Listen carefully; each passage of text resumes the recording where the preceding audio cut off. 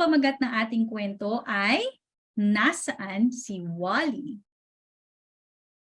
Hindi hilig ni Wally ang tumulong sa iba.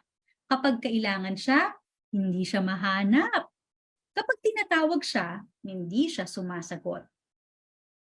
Nasaan si Wally? Laging tanong ng mga tao. Isang araw sa bahay, nang kailangan ng kapatid niya sa gawaing bahay, nagpunta siya sa labas para maglaro. Nasaan si Wally? Tanong ng kapatid niya. Sa eskwela naman, kinailangan ng tulong ng mga kaklase niya sa paglilinis. Kaya naman, nagtago siya sa sulok. Nasaan si Wally? Tanong ng mga kaklase niya. Hindi alam ni Wally na matagal na siyang pinapanood ng isang diwata. Nanlaki ang mga mata ni Wally na makita niya ang diwata. Parati kang nagtatago. Simula ngayon, wala nang makakakita o makakarinig sa iyo. Wika ng diwata. Matapos nito, bigla ring nawala ang diwata. Wala namang naramdamang kakaiba si Wally. Lumabas siya sa kanyang pinagtataguan.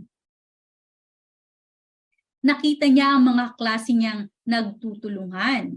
Kahit na maraming kailangang linisin, madali nilang natapos ito dahil sama-sama sila. Naiisip niya na kapag nagtutulungan, mas dumadali ang gawain.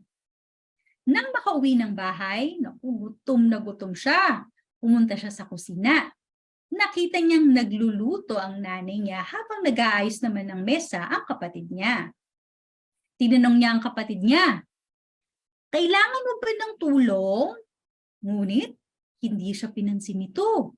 Tinanong niya rin ang nanay niya, "Nay, kailangan niyo po ba ng tulong?" Ngunit hindi rin siya pinansin nito. Bakit kaya hindi siya pinapansin ng kanyang kapatid at ng kanyang nanay? Tignan nga natin. Naku, hindi. Hindi siya naririnig at nakikita ng mga tao.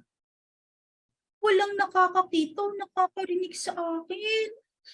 Iyak ni Wally. Hiniling niya na sana makita at marinig na muli siya ng iba. Gusto kong makita na nila ako ulit. Gusto kong makita. Wally! Wally! Gising! Ayos ka lang ba? Nag-aalalang tanong ng kanyang nanay. Ah! Nanay! Ako? Sigaw ni Wally. Ano bang sinasabi mo, Wally? Halika na at oras na ng hapunan. Wika ng kanyang ina. Parang isang panaginip lang ang isang araw niyang pagiging invisible. Masaya si Wally dahil nakikita na siya ng kanyang ina. Dali-dali siyang pumunta sa kusina.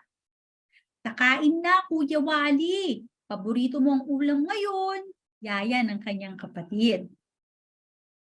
"Halika na, Wally, para makapagpahinga ka na pagkatapos ng hapunan." Dagdag ng kanyang ama.